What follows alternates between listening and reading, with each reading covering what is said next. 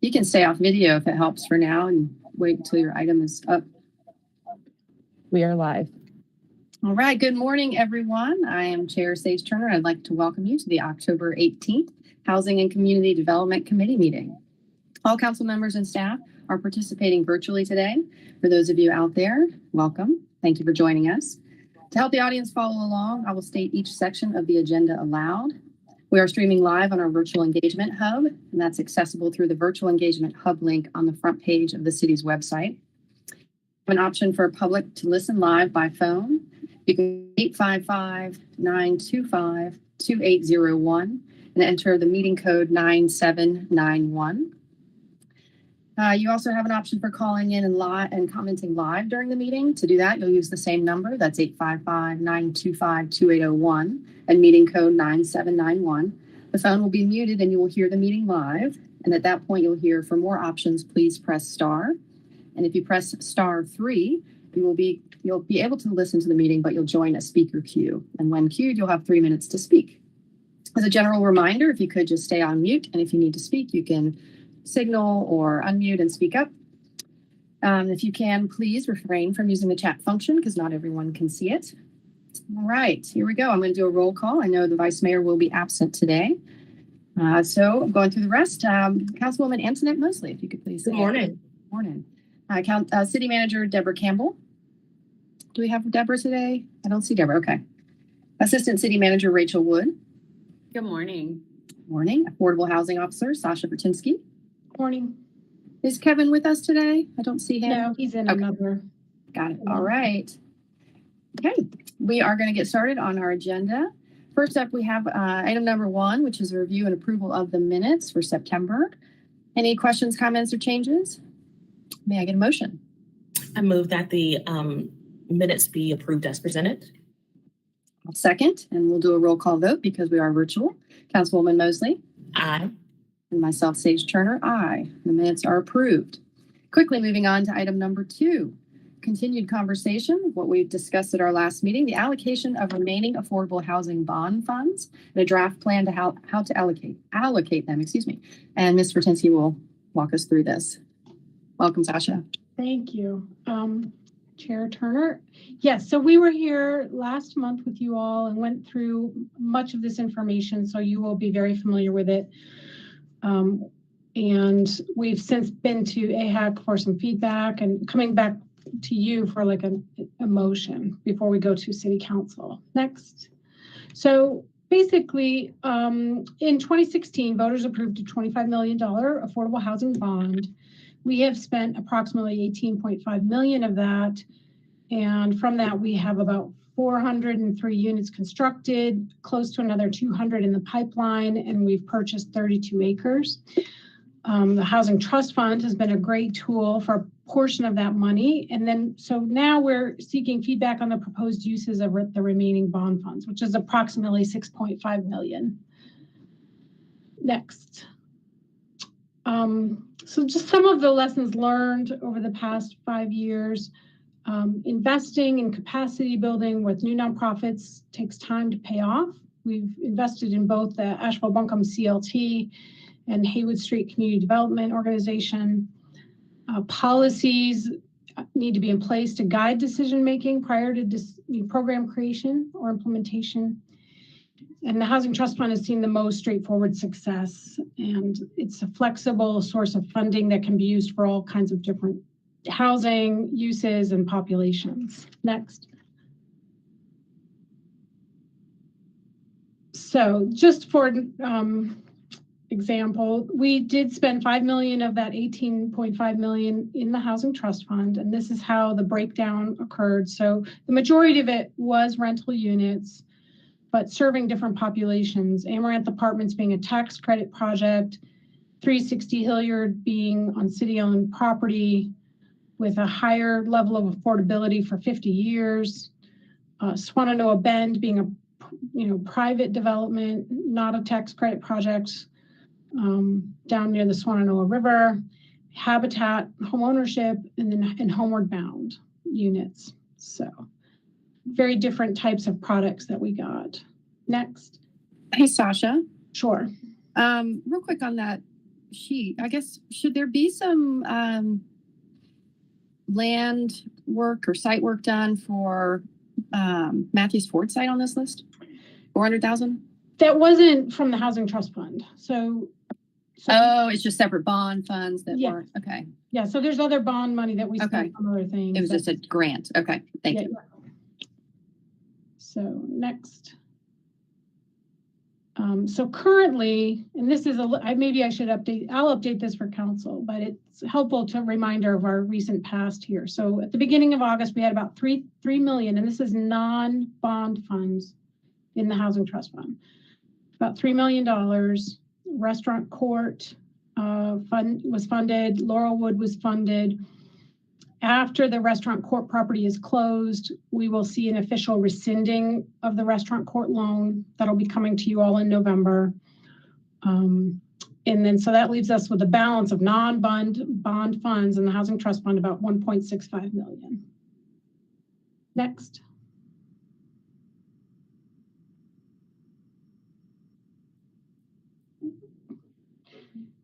So this is just a little bit of detail about that housing bond and how we get to the 6.5 million of what's remaining. Different uses here, obviously land banking, CLT, city-owned land, which includes Matthews Ford expenses, purchasing Matthews Ford for $5+ million, and D-Review, the project that the Housing Authority is doing, which was recently awarded 9% tax credits. I think we all know that, but just Yay. One question. So I keep seeing the kind of the disappearance of the down payment funding, and I just want to, where does it end up? It's in this $6.5 million we're talking about today? Yes. Okay. And we don't need to claw that back by policy procedure or vote or anything? It's just kind of. I don't think so. And I think that's partly what this vote does. It kind of reallocates where you all want it. Okay. So if we wanted to, at council, say, well, we do want to earmark $1 million of this for down payment, we'd have to have that baked into the motion. Or we could circle back if we decide once we get it, a way to properly do the program, we could kind of claw back on the back end. Well, I think that further in this presentation, we're going to see that we're kind of proposing like a application period for it. Well, we'll let her finish. Sorry, Sasha. Just a quick reminder that we are going to be reviewing the Housing Trust Fund policy. That's going to be coming forward in November. So if there are any specifics that you want us to bake into that policy review, we can certainly do that at that time. So that's just next month that we'll be coming back with some initial policy considerations. A carve out for down payment assistance could be one of those. Next, Katie. So our recommendation for these remaining funds is to reserve about $500,000 for planning on city-owned land, which would include our 40 acres out in D-Review, Cedar Hill area. But also we have other small parcels of land that can, use some additional planning. And then to allocate $6 million to the Housing Trust Fund. So just like Rachel just said, we will be recommending policy refinements to the Housing Trust Fund this fall, winter that would be applied to this funding. We heard, in last month, as you remember, there was some discussion about funds for land acquisition or additional guidelines for land acquisition, especially maybe land acquisition in previously redlined areas. There's also an idea around pre-development funds or site readiness program for, I would say, like newer developers that don't necessarily have that capacity already built into their organization where they have money for that for new projects. And so we're trying to also, lastly, align our funding cycle with Buncombe County. Now, I will say, I don't think we are trying to spend all $6 million in this first funding cycle. That's not the goal. So I think, to Councilwoman Mosley's point, I think we're not trying to spend it all. So like a site readiness program actually would need some additional work on guidelines and how do you set that up. So that might not be a part of that first call, but so we would want to make sure there's funds available for that. And also maybe these other ideas. Now, I will say that down payment assistance is an eligible use in the Housing Trust Fund. And there is a guideline in there that I think was added in 2018 that loans were not forgivable, which was part of seemed to be the main rub around creating that program. So next, Katie, I don't know what else I have here. Yes, so AHAC reviewed the proposal. I know Councilwoman Mosley was there for that discussion. And they, this is actually straight out of their motion, that they thought it was generally a good idea. They were good with the motion, with the staff written motion around the 6 million and the 500,000. And I think they were kind of echoing some of the HCD ideas around down payment assistance, redevelopment of sites with our urban renewal and redlining areas. So. That's great. Sasha, you're the staff assigned to the AHAC, right? Yes. Did they have a good discussion about this? I wasn't able to attend the meeting. They had a pretty robust conversation. I think we dug down a little bit into like why we didn't spend, some of this money, a chunk of this money is really from the high impact sites column, if you remember, for the bond. Yeah. And reallocating services off Charlotte Street, which 6 years ago we thought might be something that was really doable, is much more costly than we expected. And so that's partly where a chunk of this money is coming from. So they were interested in that. They were interested in city-owned land being used for a number of different things, reparations or other things like that. And they're concerned, or one member anyway is concerned about, I shouldn't say one member, I'm sure they all are concerned. One person spoke about homelessness and kind of that, trying to get folks in shelter and asking the question about city-owned land about that. I know we do have a number of shelter beds in the works right now. Not right. That will be enough to fix everything, but. Fix.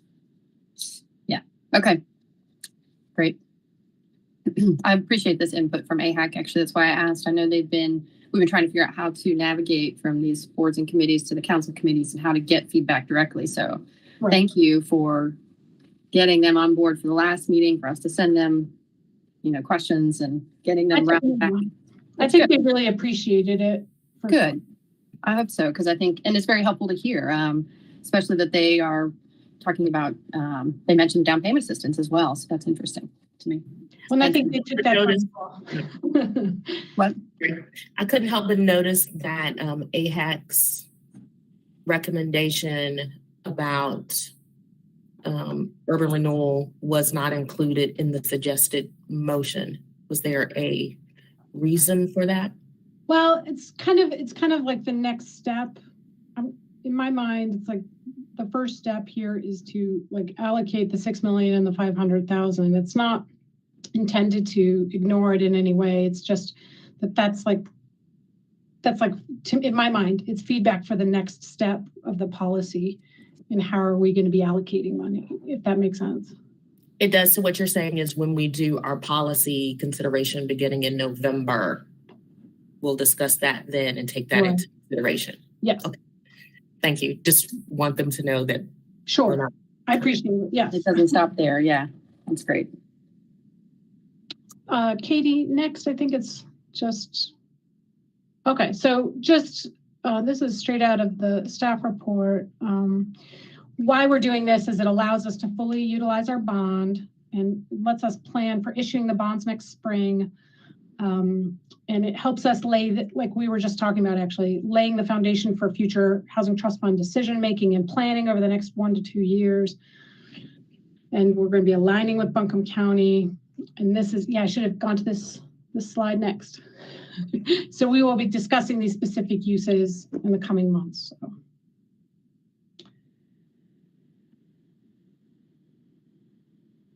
And so this is the process that we're currently on. So we will be at council next week with this, if you all think that's appropriate. And then coming back to Housing Trust Fund policy considerations next month, November, and then council in December. So, and I think I just have a key takeaway slide, but otherwise, that's my presentation. Thank you, Sasha. Any other questions or comments regarding this presentation? Okay. Well, Sasha, I would say I think it's only been a few months since you joined the housing team. You've hit the ground running. That's great. Trying. No, thank you for all your hard work on this. I know it's a lot to ask, 5 months before the end of a calendar year to say, hey, let's change all these policies. But you're moving right along, so thank you. I think we do need action on this. Councilwoman Mosley, would you like to make a motion? Mm-hmm. I move to recommend approval of the proposed allocation of $6 million in remaining affordable housing bond funds to the Housing Trust Fund and reserve $500,000 to planning activities for city-owned property. I will second that.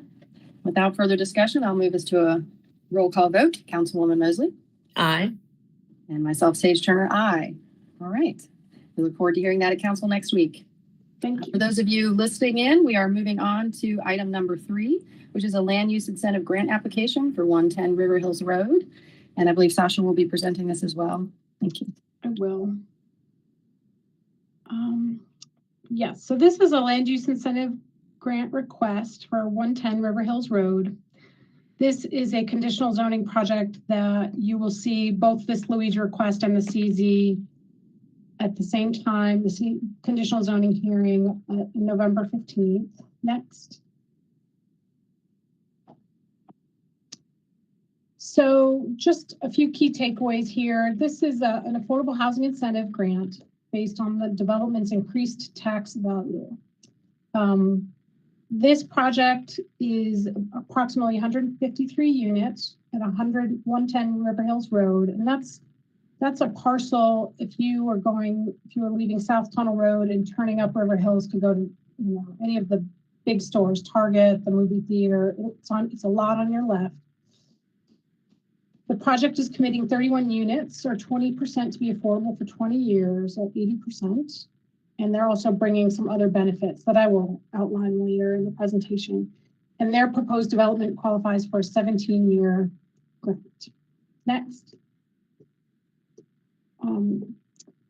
So the affordable units will be a mix of 1 and 2 bedroom apartments with 17 1-bedrooms and 14 2-bedroom units. Housing is 100% of all the rentable square footage. So that's not counting the parking. There's a parking structure in this, I believe, or, let's see. Again, I've already talked about the AMIs. The project itself is on about 10.9 acres, and the estimated tax value after construction is $36 million. Next. So this is the location. And this site is somewhat difficult to develop. It's got some wetlands on it that are being preserved. And so the construction costs on this parcel are much higher than a flat kind of regular development site that we would normally see in Asheville. Next. And is that Larchmont to the south on that map? Future Drive? Not Larchmont. I can't remember the name of the apartment complex. But this is... I always forget the name of it too. It must be though. Okay. So right here on the left, in the upper left. Additional affordable housing is my point. Uh-huh. Yeah. Mm-hmm. Yeah. And this is the site plan. And you can see down towards Tunnel Road are the preserved, the wetlands. Next. So the summary here in terms of the point summary is they get 20 points for 20% of the units. 10% of the total units will be accepting rental assistance, which is additional 5 points. They are proposing housing for 1 person on the homeless by name list. And then their location, the way it's outlined in the policy, if you're a mile from a job or urban center, 5 points. So in this case, there's several things that are qualified as an urban center, but that includes the Walmart Supercenter, which is very close. They're less than a half mile from 2 transit lines that are on Tunnel Road. They're proposing energy efficiency using Energy Star, and then solar panels for another 20 points, universal design in 20% of the units, and then building in a non-qualified census tract for another 10 points. So it's a total of 85 points. Oh gosh, and that's embarrassing. 17 years of granted back payments there. Next. And just a reminder that we always go over that vouchers, 50% of the affordable units must accept housing choice vouchers. And these help folks that are at or below 50% AMI. And these folks are coming from the housing authority and they pay 30% of their income. The last report I saw, this number is right now slowly going down, which is great. There's 88 folks looking for vouchers right now. And so when somebody finds a unit and they leave public housing, they're making space for somebody else to come into public housing, which has waiting lists. So a voucher unit actually helps 2 households. Next. So this is the long slide. So basically, the current tax value of the parcel is a little over $500,000. So they're paying about $2,200 a year in taxes. So that continues to be paid throughout the period of using an estimated $36.7 million post-completion value. The annual city property tax will be approximately $148,153. Of course, this is ultimately decided by the Buncombe County Tax Department when they do that final appraisal. So the difference is $145,882, which would be granted for 17 years. And so when we total that up, it's $2.48 million total grant, and then that equals the subsidy of $80,000 per unit subsidy. So we've been in discussions with the developer about this, and Damie Cisse is here. She can speak to this. They have an initial kind of estimate of a higher value of this project, but our policy right now kind of caps this subsidy at $80,000 per unit. And the city council has approved one other one at that level before, but we usually don't get this high. But given the high cost of development on this parcel, it's understandable. And then after year 17, the city will start to receive the full taxes on the site.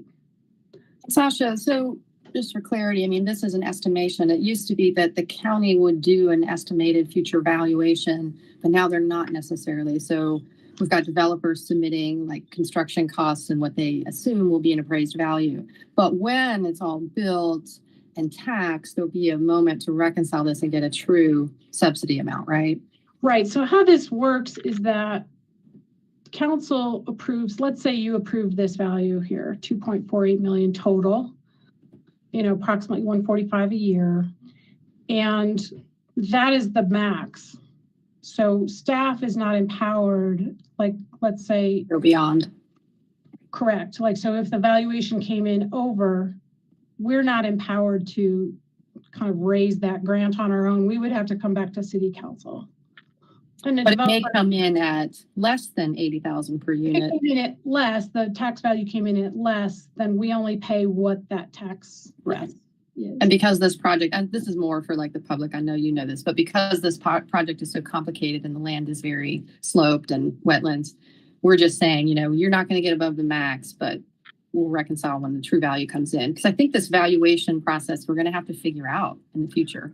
Yes, and we've got a list of policy changes for the land use incentive grant program. Hopefully January, February, we're coming back. And part of it is what we're requiring from developers and letting them know way ahead, like this is what we're going to need from you. Okay, that is great. Is this a new affordable housing developer or a developer that's built affordable housing in the community before? I believe this is their first project in Asheville, but I would let Damie speak to that. I'm not sure. Okay, that's great. And then my last question is, when we do these Luigi's, I've been kind of wondering, so if this is granted, it goes to council and they get it and it's built and everything happens. In 17 years, is there someone keeping like a timeline of the return on these things to we know when all these Luigis we're doing are going to hit back in our budget? Yes, we are. Is that some kind of document we'll be able to see in the future? Yes, I feel like we talked. I hit on it with the HTF as well, because what I'm getting at is like, it comes to me in the bigger picture of affordable housing funding, whether we're doing bonds in 2024 or 2030 or whatever. But when all of these come back into play with revenue, kind of feeds that overall need cycle of funding for decades. So I'm just trying to map that in my head. For sure, yeah. And I think when we come with those policy changes next winter, we could, this future, in a few months, Last 10 weeks. we could bring that with us. We have it. Yes, but Okay. I think that would be really helpful. Yeah, I work very closely with finance and legal. They're my two new best friends right now. So. Great. Thank you. Katie, I don't know what's left of this. Right. So we're recommending approval for this Luigi application. And it would be going to the finance committee next week and then to city council in November. Okay. So. And anything where it didn't meet the Luigi policy? Anything that abnormal? No, I checked, I kind of vetted through it. It looked good. I think, the value was the only thing that was high. Right. Sometimes I wonder, when we think about expediting affordable housing projects, if we're going to review policy and create a strong policy, I wonder if it can become a staff level review if it meets all the policy. We probably want to have a broader discussion about the implications of such, but I wonder if it's something we should consider. Oh, for the zoning entitlement, but not just for Luigi, I don't think staff has the ability to give away tax. Be obligating future revenue. So at a minimum, it would need to go to finance and HR committee. Interesting. Okay. Try and make it simple, but bureaucracy. All right. Any other questions, comments, or thoughts on this particular thing? And you do need action on this, correct? Let's see. Yes, ma'am. Yes. All right. Are you ready for a motion? Go for it. I move to recommend that City Council approve the land use incentive grant application for Orange Capital Advisors, LLC, 110 River Hills Road, with a per unit subsidy of up to $80,000 and a total grant value of up to $2,480,000. All right. I will second that. We will do a roll call vote. Councilwoman Mosley? Aye. Myself, Sage Turner? Aye. All right. That will move forward to council. Thank you, Sasha. For those of you listening in, we have completed item number 3, and we're now on to item number 4, just public comment. I saw an email that we did not have any comments before the meeting. Do we have anyone on the phone? Katie? No, we do not. No public comments today. Okay, I had a feeling this might be a quick meeting. All right, I believe that's it. Any other things to mention before we adjourn? Okay, well, thank you everyone for being with us today for this quick but effective and efficient meeting. Have a great rest of your Tuesday, and we are adjourned. Thanks, y'all. Thank you.